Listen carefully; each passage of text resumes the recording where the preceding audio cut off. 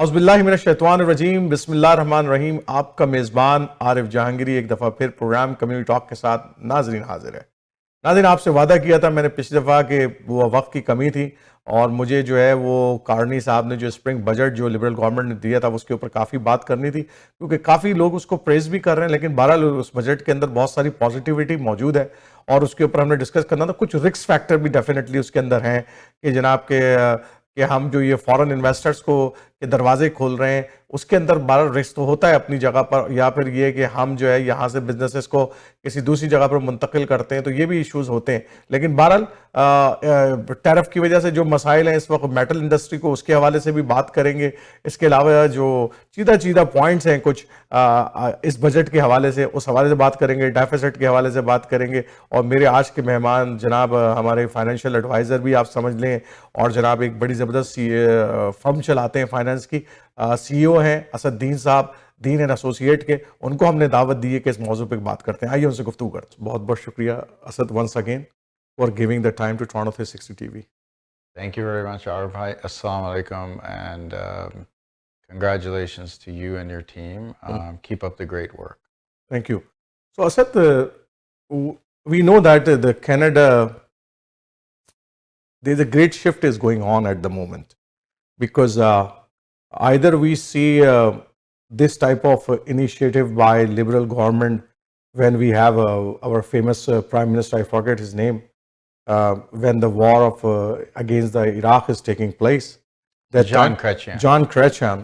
And after a long time, we are seeing again a very strong premier who taking a very strong steps, and a very tectonic shift is taking place at the moment in the economy.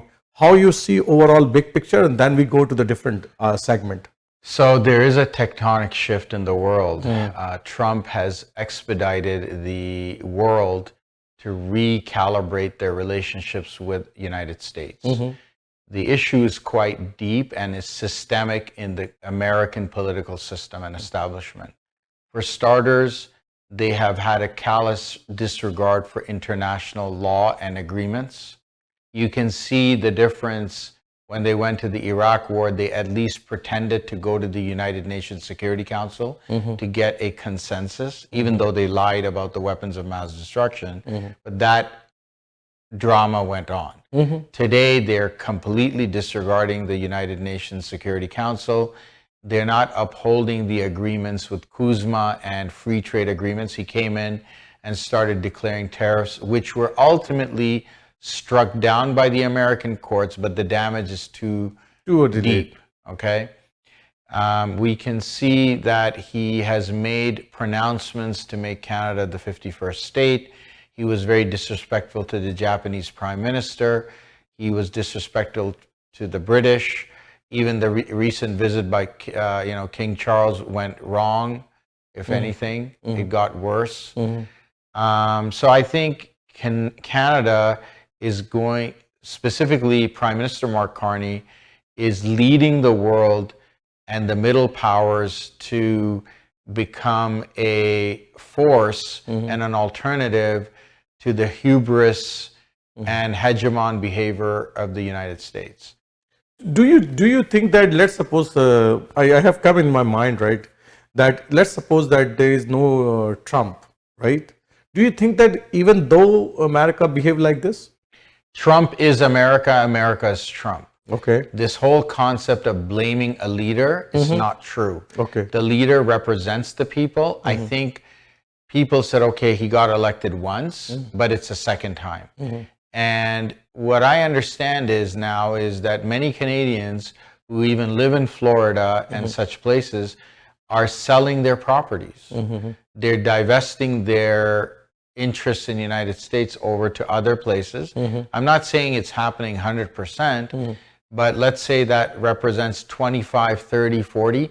But the trend is to divest out of the US. Okay. Okay, that's currently the trend. And so Canada's trajectory, by America losing its leadership, Canada stepping in, is giving a lot of headway to us. We can see in every economic indicator our trajectories are very, very positive. So let's talk about the spring budget, right? Sure. Because that's a very important milestone, I can say, the federal liberals actually did, and everybody is praising. I saw that there are very few. Definitely, conservative have to criticize, and they are criticizing as well. So let's talk about that. There are the few things that they are talking about. Banning crypto in ATMs. What do you think that is? What is its impact actually? So part of the whole issue with crypto is that the CRA, accountants included, like we are an extension of the CRA, by the way. So, when you're speaking to an accountant, you're literally speaking to CRA, yeah, especially a CPA. They should advise you to become compliant. Part of the problem with crypto, it operates under the shadows. Now, there is a lot of effort to make it, bring regulation in.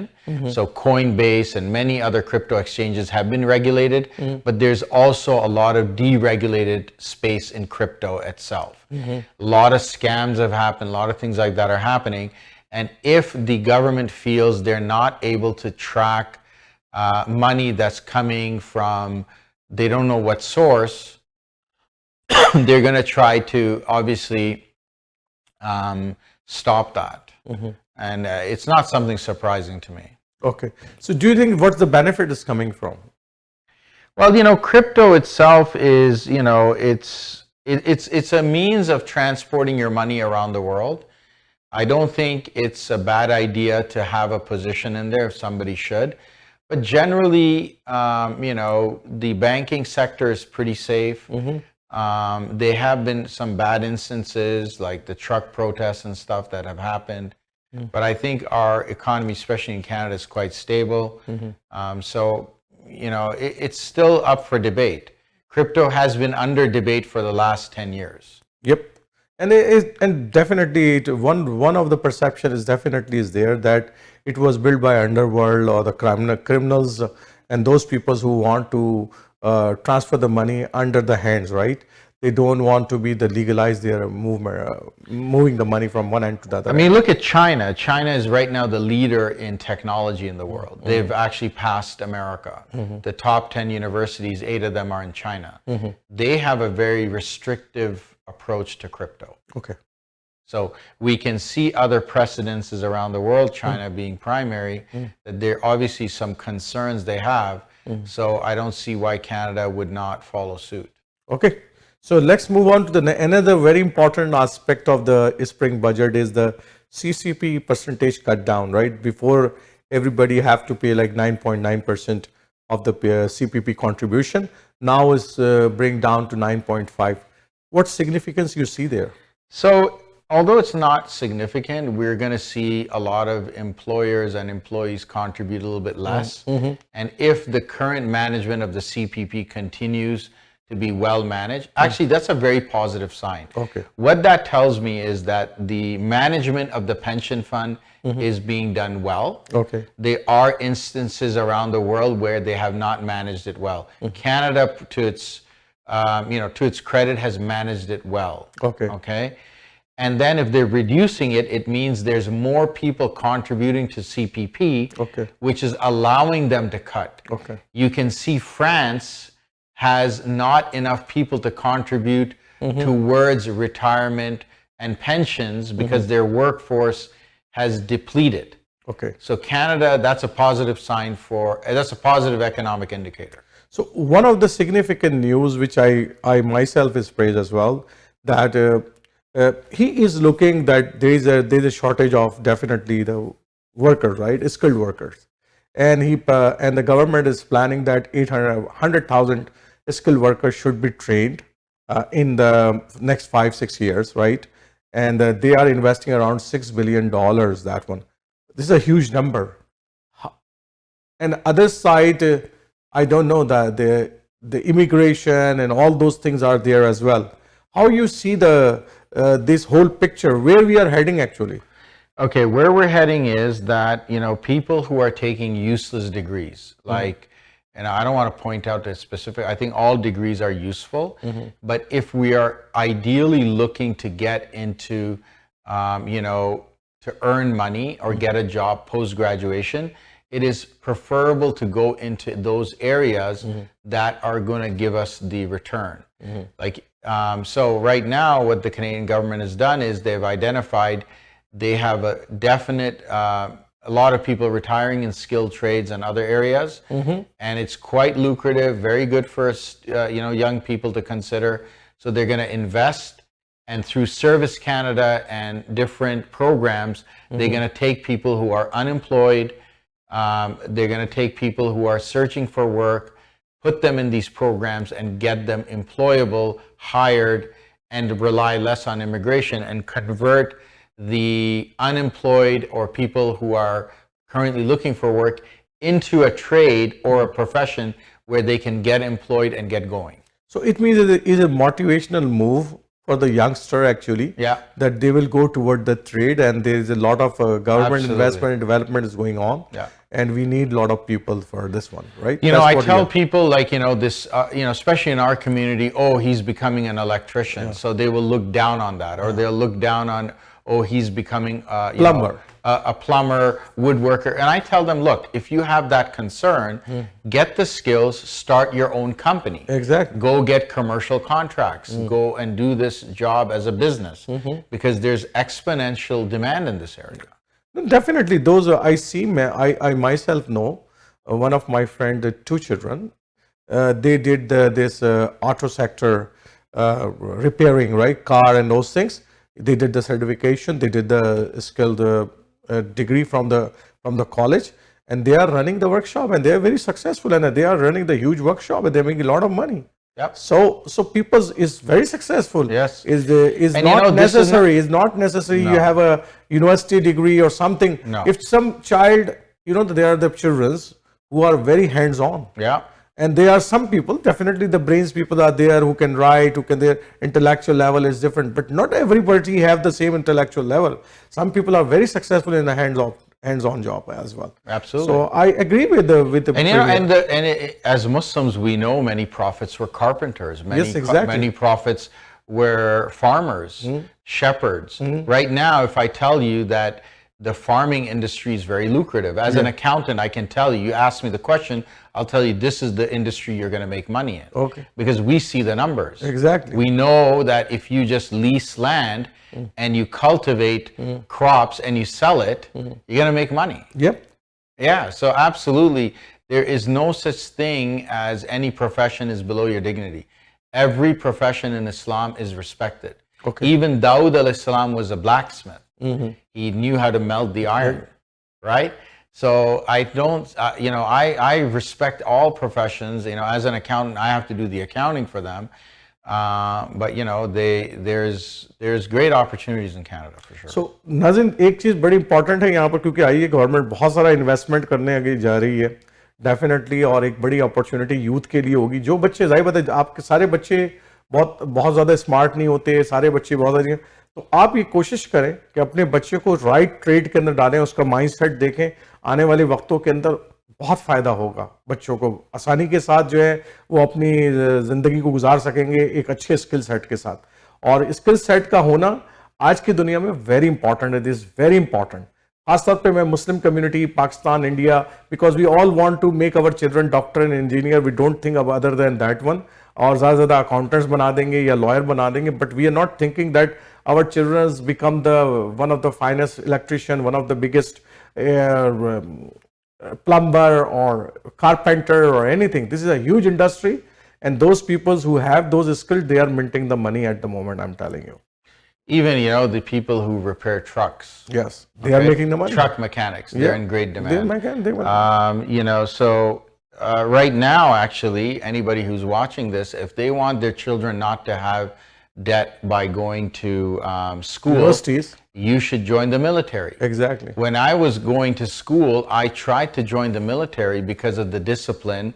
Plus, you get your entire education paid for, right? Right now, the Canadian military has halal food options. They are taking women with hijabs. They allow prayers. They allow halal food. So this is the best time because the military is hiring right now. You can get and those children who attend these things, they'll be highly disciplined. Okay, one of the other And they thing- can also go on to become engineers, exactly lawyers, doctors, later anything. if they want to. Yeah, I have a client. She's a doctor in the military, and the military paid for her whole med school. Another is there are a lot of nurses I know that they are going to nursing and then they become the doctor as well later. So it depends upon on your wish and will and Yes. what track you want to go, right? Correct. So let's talk about again, come back to the spring budget again. Yeah. Because government is projecting that they are before 78 point I think $3 billion deficit they are projecting, right? But now when they comes to the spring budget, they realize that they are actually on $66.9 billion budget deficit, right? The deficit is getting lower down actually $11.5 billion. How you see that? Why is happen? Is a good management of the money from the Carney government, because he himself is a good manager of the money anyhow. So, I mean, he's obviously a person of finance. They will put out a bigger number. And if you come lower, then this is they know how to play the market. Management. He knows how to money play. management. Listen, do you know that the Toronto Stock Exchange went up 35% last year? So anybody who has RSPs out there, move your money towards Canada and emerging markets. I mean, obviously do your own research, but that's my own preference, is to move it back to Canada. I don't want to keep any of my money in the US anymore because I have a lot of ethical reasons for doing so. So I will move my money back to Canada and emerging economies. So that could be Singapore, China, India, Pakistan, Africa, whatever. There's emerging markets. Indonesia is robust for growth. China is robust for growth. Thailand. So move it into emerging markets because that's the Asian countries are going to grow. And I would argue that Canada has, obviously a very good position to get investment in the extraction of natural resources. And that's the key for Canada's wealth. Canada's wealth always came through natural resources: gold, potassium, uranium, lumber, wheat, oil, natural gas, water. I mean, it's just endless. Okay, one of the biggest because today also Carney government announced $1.5 billion relief for the metal industry, right? Those who are exporting the metal or digging the metals right out. But I'm listening one of the CEO this morning, and he mentioned that due to this tariff, what's going on at the moment, 90% of their business is lost. They are not able to do the business anymore. So how you see this 1.5 billion package, and what will be the future way out for this thing? Because we are the biggest, our biggest export. We are exporting everything to the United States of America, and now we have a huge tariff as well. Well, look, the reality is that the owners of the aluminum, steel industry, and lumber and other things, they put a lot of emphasis and comfortably relied on keeping a mono supply chain to the United States. And that runs a lot of risk. If you run a business and you are only relying on one customer, and God forbid anything happens to that customer, your business is done. Now, is it the job of Carney to come in and tell them to divest their interests and all of that?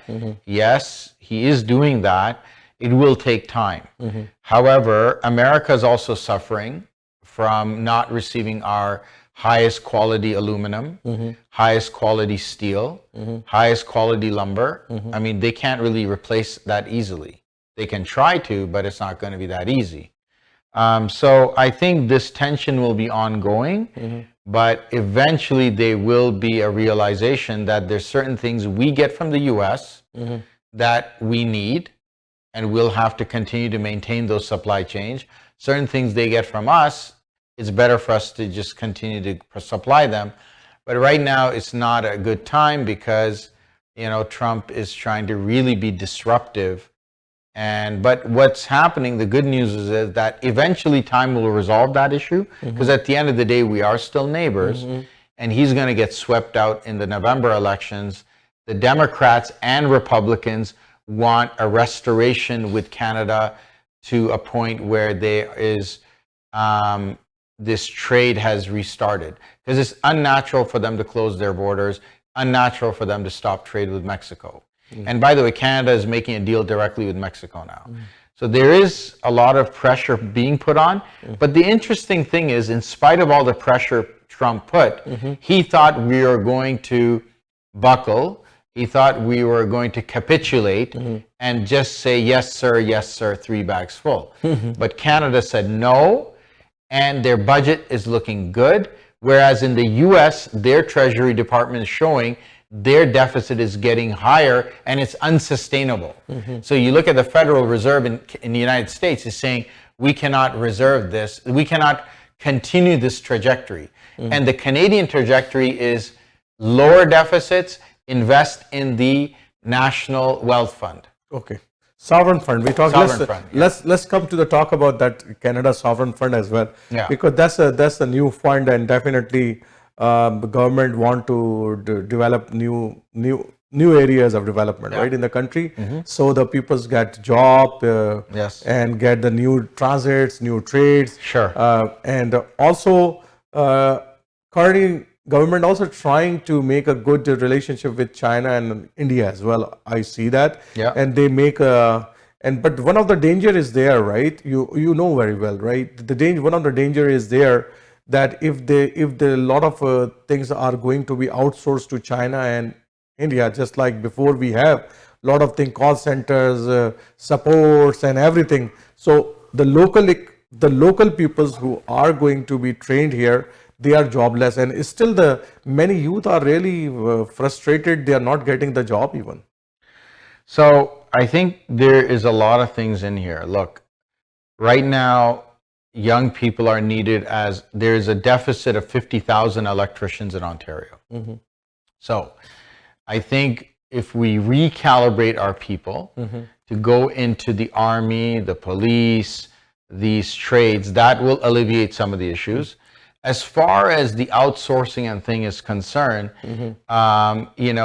there is going to be a time when some of this is going to be pushed back, because a lot of people, I know myself, if somebody says that we have a back-end call center in our bank that's Canadian based, I'll switch my banking to that bank right away. Okay. I don't want to deal with outsourced people.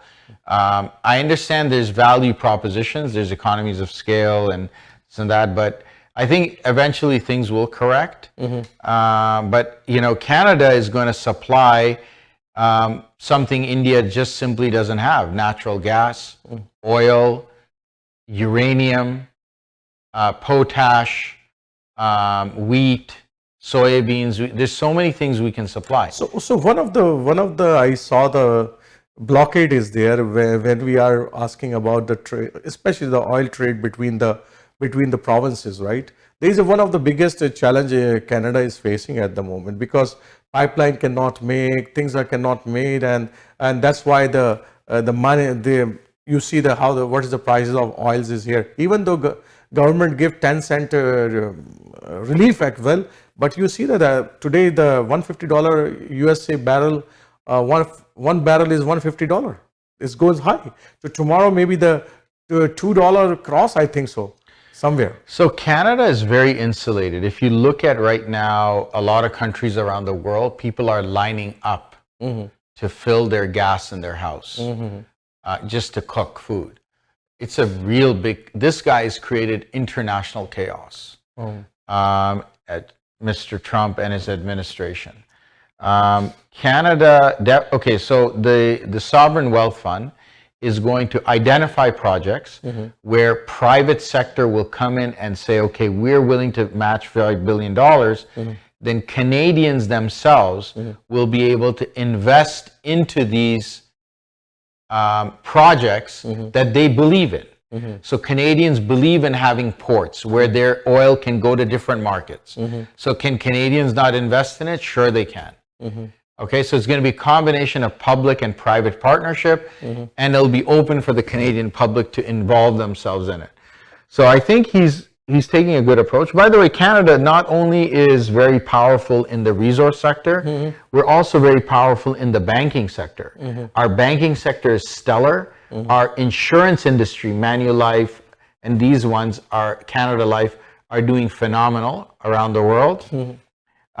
So Canada's financial sector also is much better regulated. And you can see now, every time there's a crash in the United States, Canadian banks are snapping up US.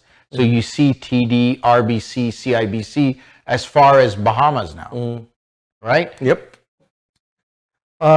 Thank you, Asad. Wonderful talk once again with you regarding the market and economics and the Carney government, what they are doing. And I really appreciate that. And it's very nice, every time it's very nice to talk with you. Thank you very much. Thank you, Brother Arif. तो नाज़रीन, आपने हमारे programme को देखा, हमने कोशिश की कि जो इस वक्त स्प्रिंग बजट आया और जो इकनॉमिक सूरत हाल है, हमारे एक्सपर्ट असदुद्दीन साहब हैं, जो कि ख़ुद भी एक जो है वो आपको कह रहे फाइनेंशियल फर्म चलाते हैं, और हमने कोशिश करते हैं कि उनसे जो है आप तक जो है वो बातें पहुंचाएं जो शायद आम आदमी उसका अंदाज़ा नहीं लगा रहा होता, हम हाई लेवल के ऊपर सोच नहीं रहे होते। तो हमने कोशिश की कि उसके कुछ सेगमेंट्स को जो कि बजट के हवाले से हैं उसको थोड़ा डीप एनालिसिस कर लें और कहाँ पर जो है वो आम आदमी को फ़ायदा पहुंच सकता है इस बजट के ज़रिए, और कहाँ पर जो है वो थोड़ा सा रिस्क फैक्टर भी मौजूद है। इसके हवाले से भी हमने काफ़ी हद तक आज बात की है। इंशाल्लाह अगले हफ्ते नए प्रोग्राम नए मौजू के साथ फिर हाजिर होंगे। उस वक्त तक के लिए इजाज़त दीजिए। अस्सलाम वालेकुम रहमतुल्लाहि व बरकातहू।